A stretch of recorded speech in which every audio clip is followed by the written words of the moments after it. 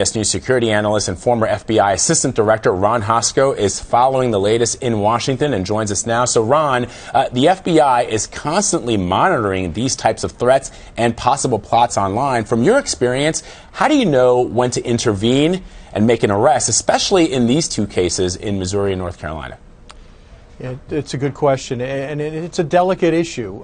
Since 9/11 and the former president's direction to Bob Mueller as the director of the FBI, the intent was to get in front of these threats, to not let it happen again.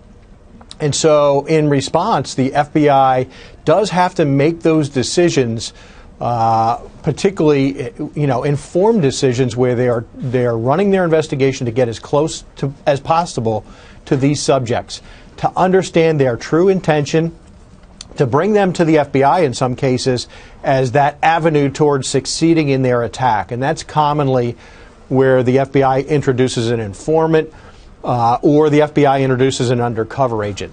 So they're trying to get as close as possible to make sure they're the only avenue. If the person is going to attack and has the capability, it goes through the FBI so they can stop it. But sometimes, and you'll see these criticisms that the FBI moved too quickly, that this guy was really a nothing subject, he was incapable, they fed him all the tools.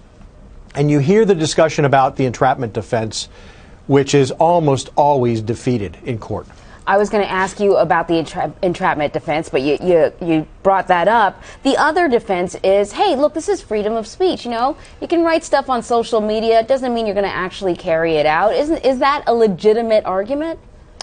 For First Amendment privileges or rights are, perhaps a legitimate argument right up until the point where you're committing a crime. I think that is no more legitimate than, myself walking into a bank and saying, give me all the money to the teller. Can I argue free speech? Sure. But guess what? When the FBI comes, you're going to be clamped with some handcuffs because you attempted a bank robbery. And I think the same is going to be true here. Let's go back to this entrapment notion for a second. The FBI is very much constrained by its guidelines. There's been much talk, particularly after a successful terrorist attack like Orlando or like San Bernardino, where a subject was on the FBI's radar in some form or fashion in the past. Boston bombing was another one. And there's criticism about the FBI not having captured these persons and stopped it in advance. They are very closely constrained by guidelines. And those guidelines keep you from opening a case on just anyone absent certain predication. And that is, in this case, in both of these cases, in North Carolina and Kansas, that subject gave them indicated their predisposition to commit these crimes. And that's when the FBI gets involved. They try to get close. They try to figure out who you're talking with, what's motivating you, and what does your timeline look like. Ron, it's notable that these two suspects were U.S. citizens, given President Trump's travel ban.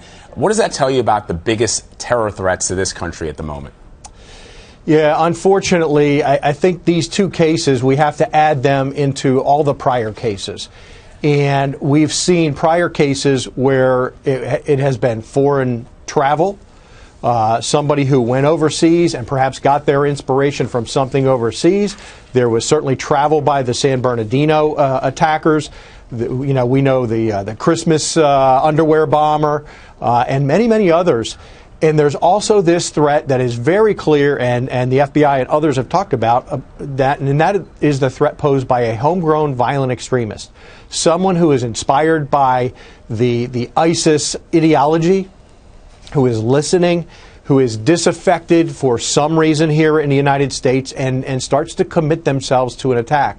The FBI is very concerned about both of those things. They're concerned about U.S. citizens who would travel overseas to war-torn places like Syria, Iraq, so they are immersed in that jihadi ideology, and they come back, and the FBI is very, very concerned about those travelers, but they're very concerned about these homegrown violent extremists as well that are very oftentimes hard to detect. It takes, like in one of these cases, an informant telling the FBI, hey, take a look at the postings of this person. You better watch him. Former Assistant Director Ron Hosko of the FBI, thank you so much. We appreciate it. Sure.